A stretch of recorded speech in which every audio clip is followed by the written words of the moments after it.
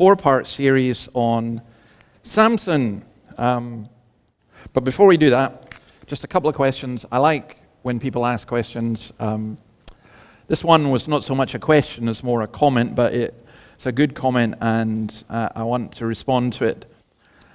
Sometimes people say that when we hear what you have to say is really uncomfortable, and also it can make us really sad. I think that's what God's Word does. I think that if you went through the whole of your life without ever feeling uncomfortable listening to the Word of God, then there's something profoundly wrong. It's not that anyone wants you to be miserable, but sometimes the surgeon uses a knife to, if you like, wound us in order that he may heal us. And I think the Lord does that with His Word at times. I find it often myself that I just go, ouch, when I hear it. And so anything that is said that is derogatory or demeaning or personal, no, that's no use. But when it's God speaking through His Word and it's convicting, that's another matter, and we long for it. I had a friend, a guy called Davy Patterson, who's a minister, and he was a very direct speaker. And one time this man came out of church and he said to him, "Mr. Patterson, there's personal and there's personal, but that was personal." So if it's personal to you, it's not because of me, it's because God, I hope, taking His Word in that way. Second question is, have you ever entertained angels? Hebrews says that we should show hospitality to people because in doing so, some have entertained angels unawares. We're going to look at that in this. In fact, in this, what we look at today, we're going to learn a bit about angels, about healthcare during pregnancy. The Bible was way ahead of modern healthcare in pointing that out. About bringing up children, about discerning between good and evil, about knowing the future, about knowing God. And we're going to do this through this chapter, which I think does speak to all of these things and more. And above all, of course, it speaks of Christ. Now, the story of Samson, we think it's well known. I think I know the story, and yet, as I've been looking at it, I've realized how little I knew. And it's a very puzzling story, and it's a very confusing story in some ways, and yet also it's a very encouraging story. So we're in Judges chapter 13. By the way, the story of Samson is a little bit part of our culture. For those of you who are cultural, culture vultures, you'll know Reuben, Samson, and Delilah, or Bonnet's Samson killing the lion.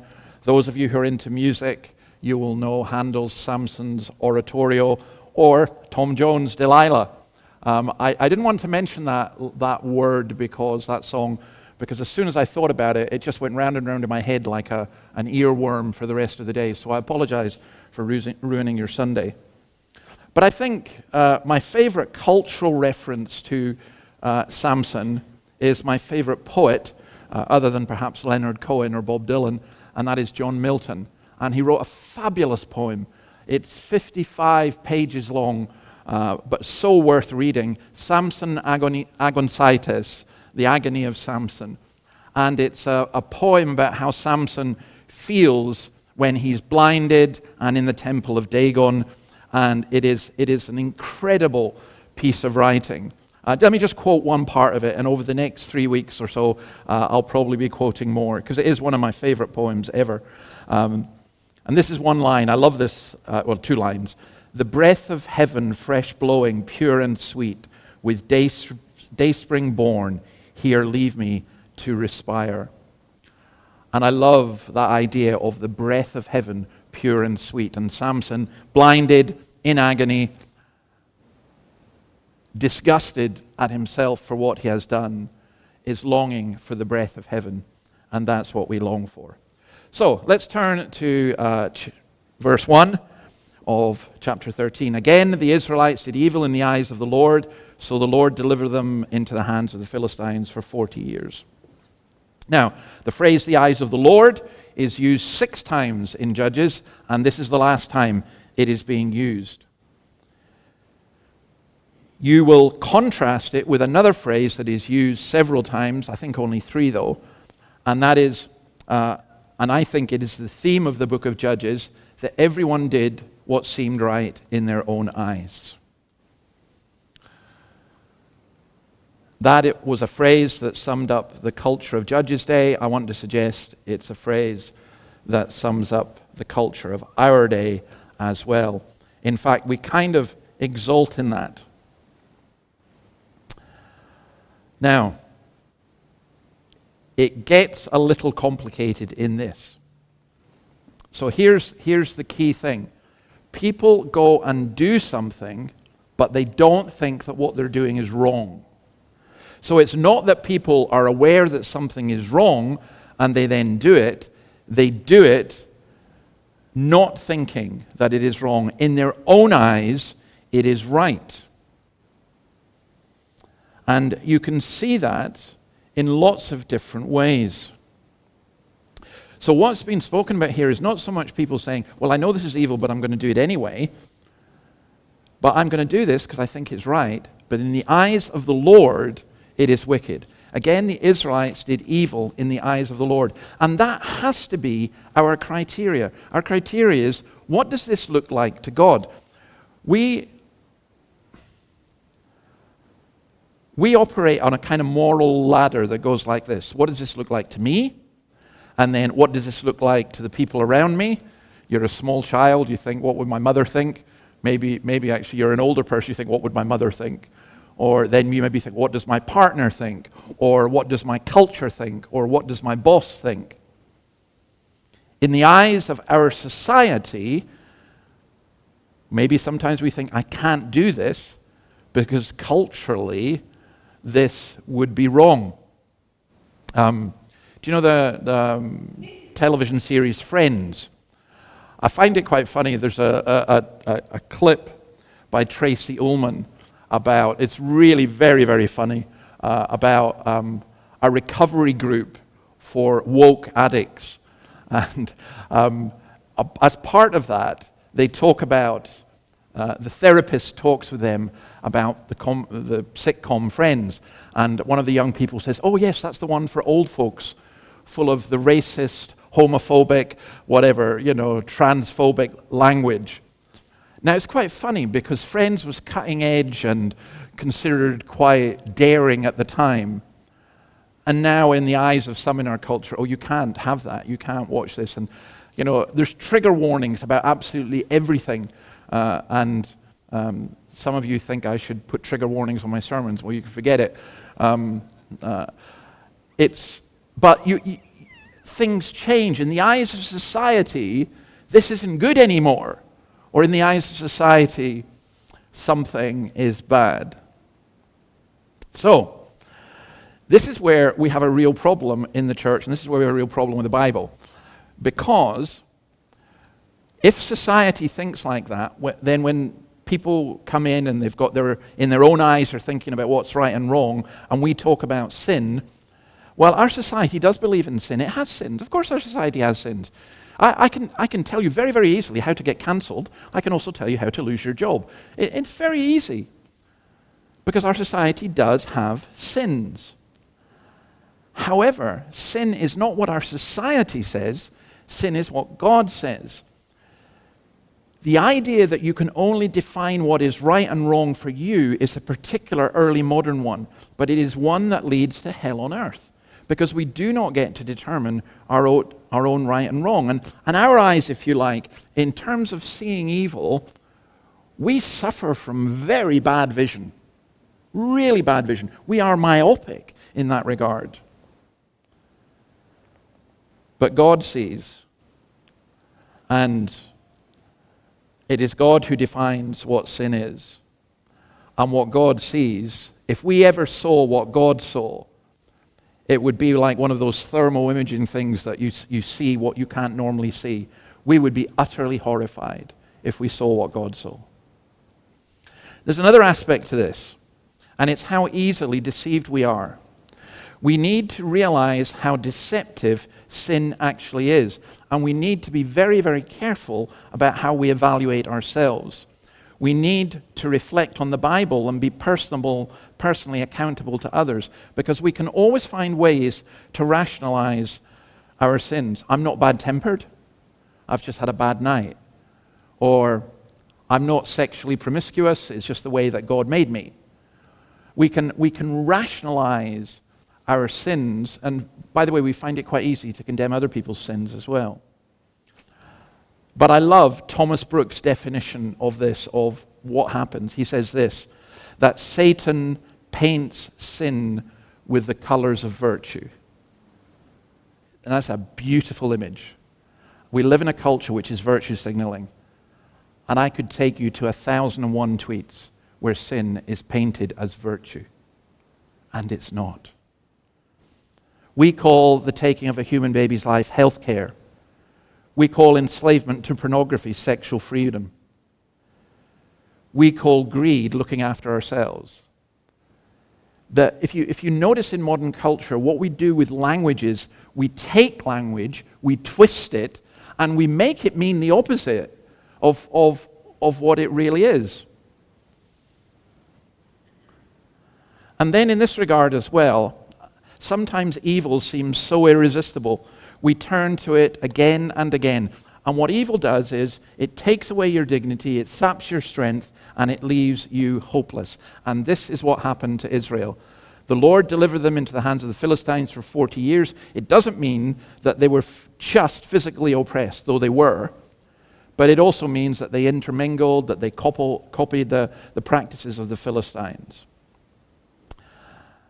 And I want to say this to you. You will never, ever, and of course I say it to myself, be free of the battle against indwelling sin and external sin until the day that you go to glory.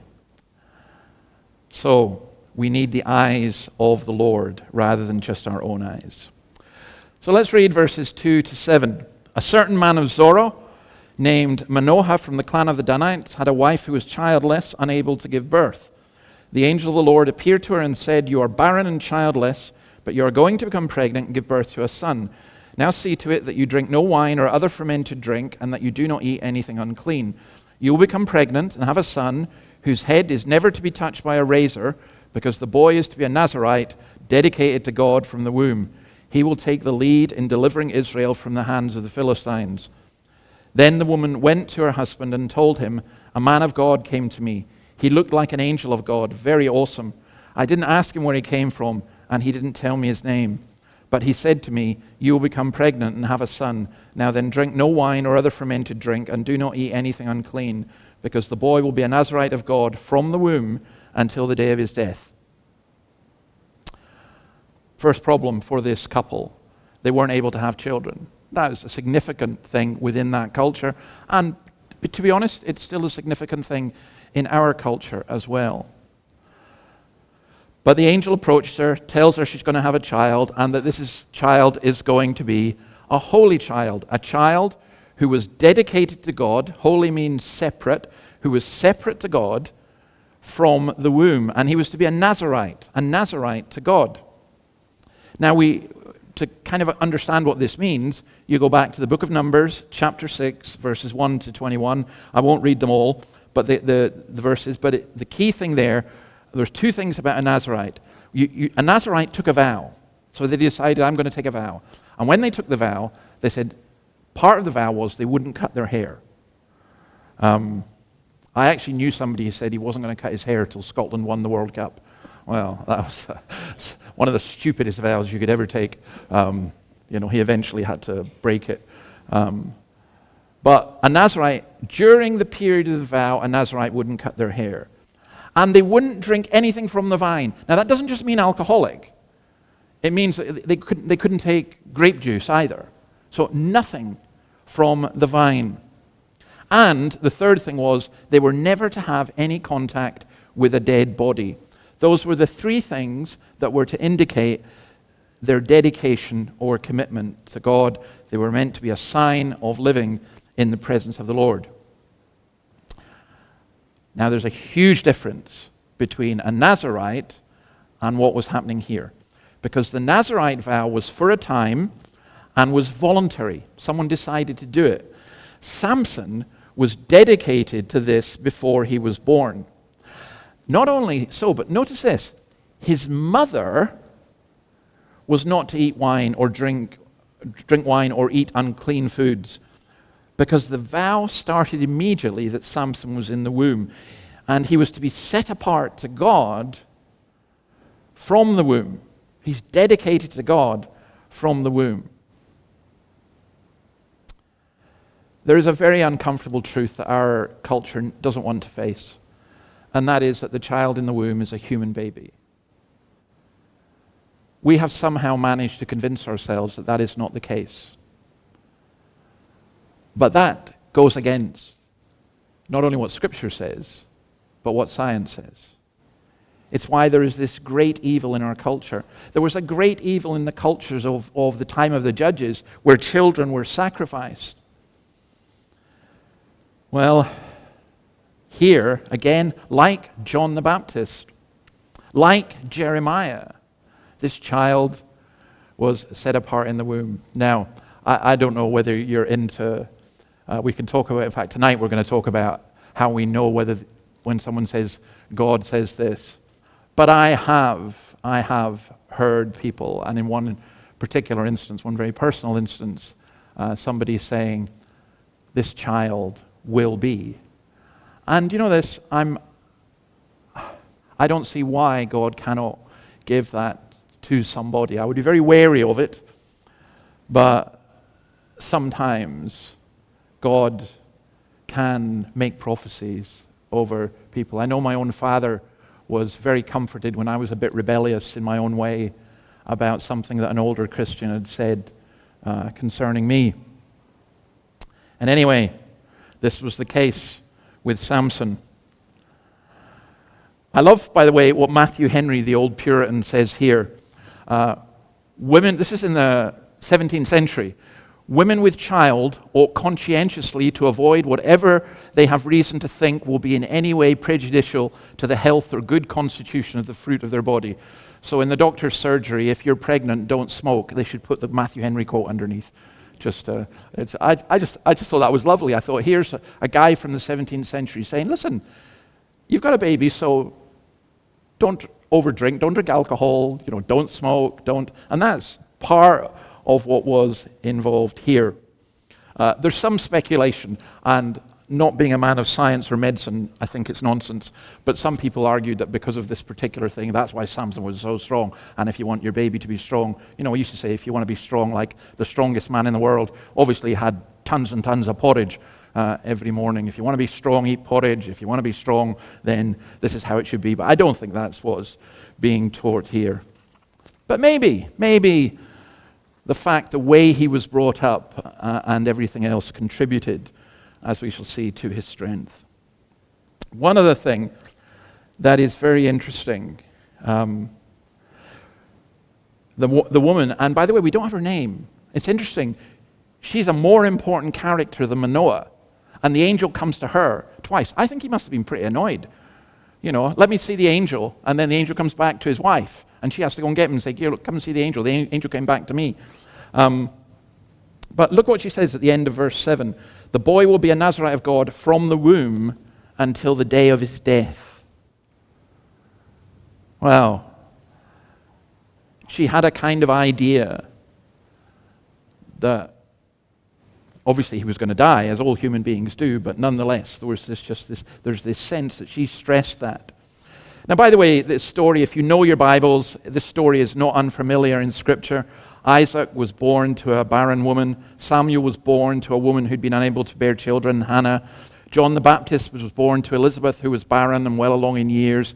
Mary's pregnancy was impossible because she was a virgin. And notice that in each of these cases, except Hannah's, the announcement was made by an angel. And speaking of angels, did you see in verse 6? A man of God came to me. He looked like an angel of God. What does an angel look like? very awesome. Right? I love that phrase. Because haven't we reversed that when we talk about angel? We say, oh, they're a wee angel. Now, what do they mean they're a wee angel? They've got a seraphic face. You know, their smile would melt butter.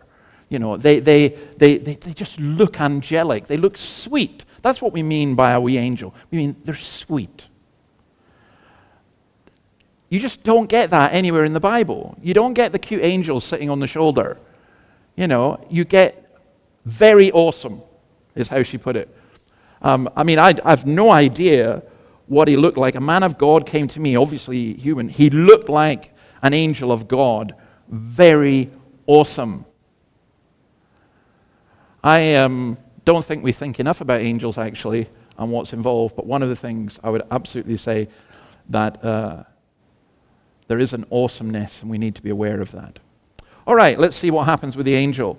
Verses 8 to 16. Then Manoah prayed to the Lord, "Pardon your servant, Lord. I beg you to let the man of God you sent to us come again to teach us how to bring up the boy who is to be born."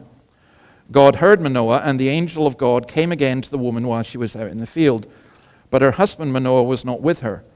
The woman hurried to tell her husband, "He's here, the man who appeared to me the other day." Manoah got up and followed his wife.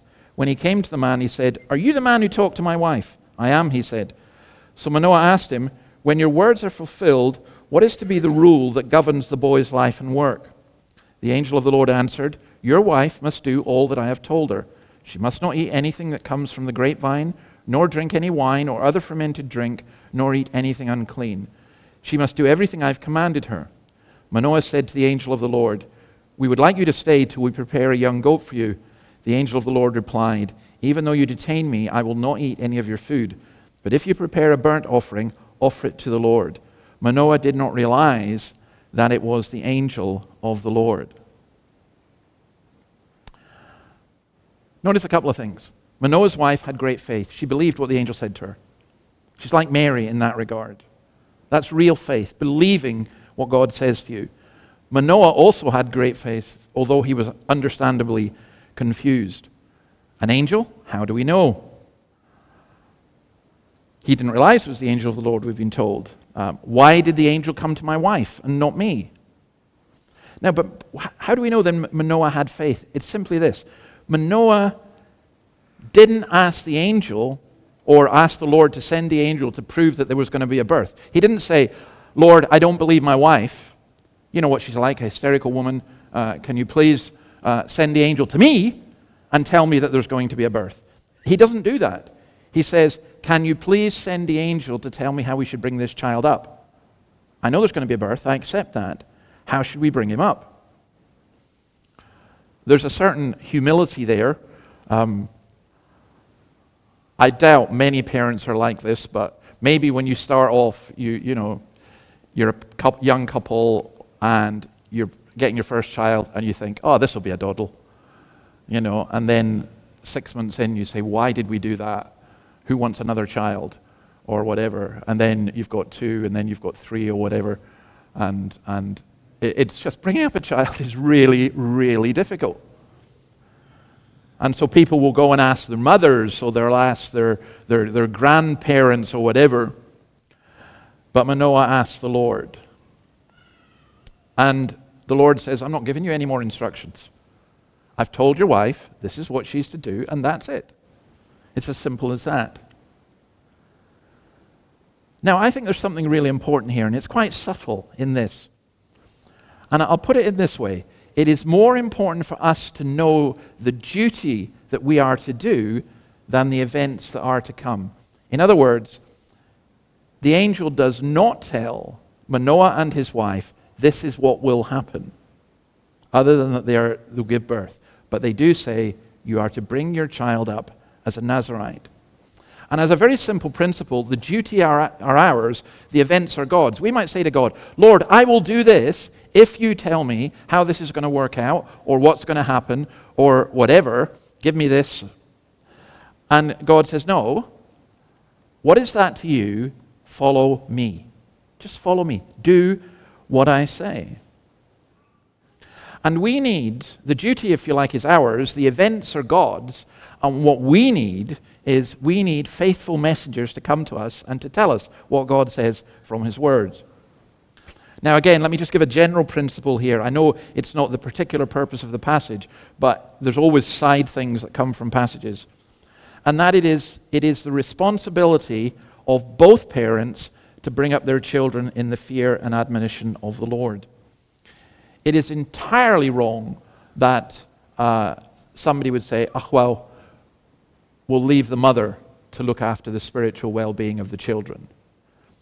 No, both parents are to be involved. If God grants us children, then we have a responsibility to bring them up, knowing that what we are sowing now will result in fruit in later life and in eternity.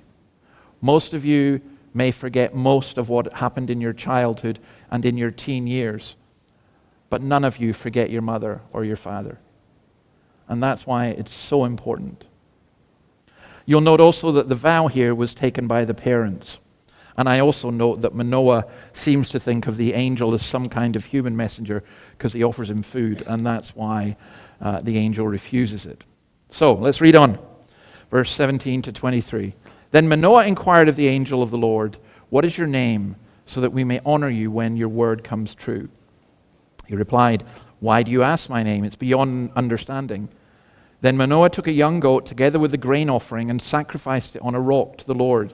And the Lord did an amazing thing while Manoah and his wife watched. As the flame blazed up from the altar towards heaven, the angel of the Lord descended in the flame. Seeing this, Manoah and his wife fell with their faces to the ground. When the angel of the Lord did not show himself again to Manoah and his wife, Manoah realized it was the angel of the Lord. "We are doomed to die," he said to his wife. "We have seen God." But his wife answered, "If the Lord had meant to kill us, he would not have accepted a burnt offering and grain offering from our hands, nor shown us all these things, nor now told us this." That picture, by the way, is one of a great artist, a Jewish artist, Chagall. I think it was done as a sketch drawing of the angel going up in the flames. I think it was done around 1953. Now, this is just an awesome passage in every way. A couple of things. He asked him his name. Why? To know someone's name is to know their character. It is to establish a relationship.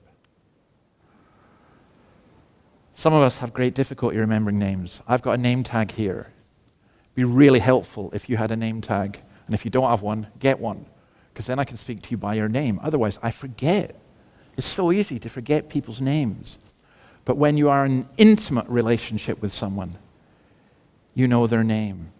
Imagine a couple, and the husband says, what's her name? You know, I'm married to her. I've forgotten her name for a minute. You're going to immediately think, oh, hang on a minute, there's something severely wrong here. You know, or you don't know your children's names. Or your best friend. You don't know their name. Well, here, he asks for the name. What is your name, so that we may honor you when your word comes true? What an amazing phrase, that we may honor you when your word comes true. And the angel says, why are you asking my name? You cannot understand it. It is beyond understanding. It is literally, he says, it's a name too wonderful to understand. Psalm 13, verse 6. It is too wonderful for me. It is so high that I cannot attain it. And we know the name. He saw God. This is the angel of the Lord. So often in the Old Testament is a pre-incarnation appearance of the Son of God. It's the one whose name is wonderful. And it points to the glory of the Son of God. And God says, it's Jesus saying, my name is too wonderful. Do you know this? I've seen so many Christians use the name of Jesus as spiritual punctuation. They just say Jesus all the time. And they think if you say Jesus, it makes it spiritual. But his name is wonderful. And just singing about it or saying it isn't grasping the wonder of it. Now, I'm not suggesting we go as far as the Jews who could never say the name Yahweh, because if they did, they felt it was being disrespectful and dishonorable. And so we call the tetragrammaton, the YHYH, the name of the Lord, is translated like that. It would just be put in dots. Like today you would maybe do a swear word and put in dots or something, because you couldn't say it. That's at one level, if you like, but at the other level is just, you can use someone's name incredibly cheaply, and I think we do that a lot. Now, Manoah thinks he's going to die because he knows that no one can see God's face and live. I love the fact, by the way, that while he panics, the rational, logical man panics, it's his emotional, hysterical wife who calms him down and uses reason and says, hang on a minute, think about it.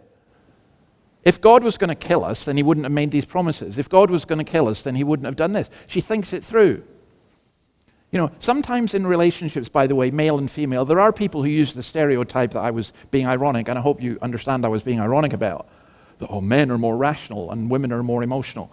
That's just absolute nonsense. As Noah wisely said, sometimes. That's correct. How can I have a baby, she's thinking, if God is going to kill us? Of course he's not going to kill us. Calm down. Now, if you're married and God has given you a wife who helps you to calm down by being rational and applying what Scripture says, then you are a truly blessed person. Look, this was going to be hard for Manoah and his wife to be the parents of Samuel, as it was hard for Mary to be the mother of Jesus, but it would contribute to the salvation of Israel.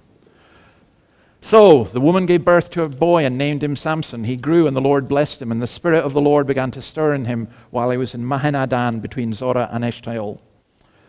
The picture is Louis de Boulogne's 17th century French painting of Samson. Now the name Samson is interesting because it means little son, but it was a pagan name.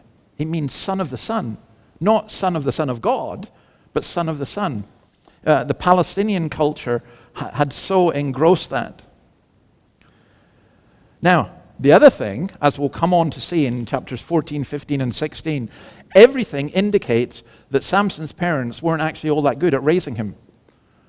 There are all kinds of issues that come. They had a son who ended up pretty desolate for someone who was going to be this great prophet. But there are two things that stand out here. Number one, he's blessed by God. And number two, God's Spirit begins to work in him.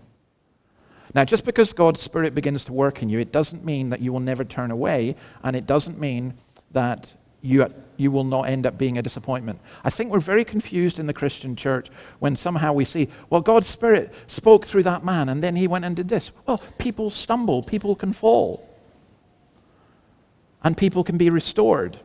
As eventually, I think Samson was, rather. The point about Samson is, though, he's not the one to deliver us all. The point about him is he's somebody who God used to help deliver the Israel, which would eventually come up with the Savior who would deliver us all. So, let me just apply this in this way. We think we need rules. We're like Manoah saying, tell me how to do this. Tell me how to raise this child. Tell me what you want. We think we need rules, but in reality we need Christ. Think about this in terms of raising a child. When they're very young, you're continually telling them what to do or what not to do. But the older a child gets, the more you expect them to incorporate the parents' values and thinking. So you will ask your 5-year-old or your 6-year-old, you're going to help your mum set the table. When they're 15 or 16, you're kind of hoping they're volunteering and doing it. You understand what's being said? In the Bible, there is a progression from the external to the internal. In the New Testament, Christians receive far fewer rules and regulations than believers in the Old Testament. If you were going to go worship in the Old Testament temple, there was a whole bundle of rules. And when it comes to the New Testament, there are very few regulations about how we should do things and what we should do. That's how we get so confused. Let me just give an example with communion. I've just seen this in Presbyterian churches, which is just utterly amazing to me, because every Presbyterian church I've ever been in says we go by the Bible, not by, and every single one of them does communion differently, and every single one of them is like the law of the Medes and Persians. It cannot be changed because we've done this for decades. Well, sorry, where was that in the Bible? Well, it wasn't in the Bible, but that people kind of make things up. We want rules, we want regulations because it presents us with some kind of order. And of course we've got basic rules and so on, but they're not. It's our heart that is to be for God. A lot of Christians, if we're being honest, we would like God to tell us what to do in every single situation. It's like we want God like a Google sat-nav. Lord, show me where I should go with this. What should I do in this? What should I do with that? And sometimes God says, well, work it out for yourself. Obey my word. Do what I say in the word. And the rest of it, work it out. So we don't. In Romans 12 and verse 2, it talks about our mind being renewed. And that's what we need. We don't need a whole list of instructions. I mean, I could write a manual on this is how you ought to behave in this situation, in that situation, in that situation. And we could have thousands and thousands and thousands of rules. And God says, no, let your mind be renewed so that you think like Christ. And as I say, this evening we're going to look at that at the Alive at 5, how we do that, how we enjoy having the mind of Christ. Imagine that. It's not just God has told me what to do, but I have the mind of Christ. That's a beautiful, beautiful thing. And then last thing I want to say is how all this compares to Christ. There are two significant differences in terms of the birth. In each of all the cases that we look at, the mother was in disgrace because she didn't have children. And when the child was born, she was lifted from disgrace. Mary was not in disgrace, and when her child was born, she was in disgrace because she was an unmarried mother. Notice that Samson is the last judge in Judges, but he could only bring a partial deliverance. Only Jesus brings complete salvation. Only Jesus finishes the work. And then notice, of course, you will have noticed the comparisons, the special birth, the upbringing, the sacrifice, the ascension, the great name, born to die, the Savior, the Spirit coming upon him, all connected with Jesus. And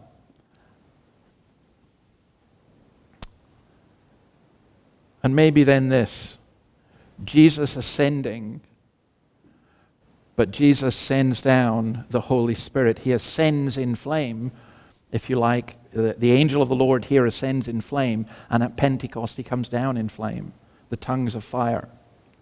See, nothing in the New Testament is wasted. You really do need to know the Old Testament to understand the New Testament. And the Spirit comes. And we have seen God, and yet we live. My greatest prayer for us in this church is that we will see God. We will see God as his word is proclaimed, that we will see Christ, that we will grasp Christ, that we will get Christ. Barry Webb says this, brothers and sisters, when you feel that all is lost, when you want to be in control and can't be, when everything is going past you, remember this, a child has been born, a son has been given, Isaiah 9:6. And by death he has overcome the God of this world. He has begun our salvation. He will complete it on the last day, Philippians 1:6. And if you believe that, however dark your present situation may be, and however powerless and hopeless you may feel, you need never despair. And then these beautiful words, which I finished from 2 Corinthians 4. Therefore, we do not lose heart. Though outwardly we are wasting away, yet inwardly we are being renewed day by day. For our light and momentary troubles are achieving for us an eternal glory that far outweighs them all. So we fix our eyes not on what is seen, but on what is unseen, since what is seen is temporary, but what is unseen is eternal. Let's pray. Lord, we ask that we would see you, that you would reveal yourself to us through your Spirit, that you would forgive our sin and our cynicism and our judgmentalism, even as we look upon your word, that we may be, some of us are like Manoah with his wife, we just didn't believe. what she was told. And some of us are like Manoah in being afraid. How can we live and see God? And some of us, we want to live for you, but we don't know how. And we keep asking you, Lord, can you tell us this, this, and this? And yet, what do? You come to us. You ascend. You come down. You send your Spirit. You die for us. You are the sacrifice. So Lord, help us to see your beauty. And help us to realize that in all things you work for the good of those who love you. And whatever we face this week, may it be that we do not despair, but we sense that inward renewal, even though outwardly we may be fading away. For we ask this in your name. Amen.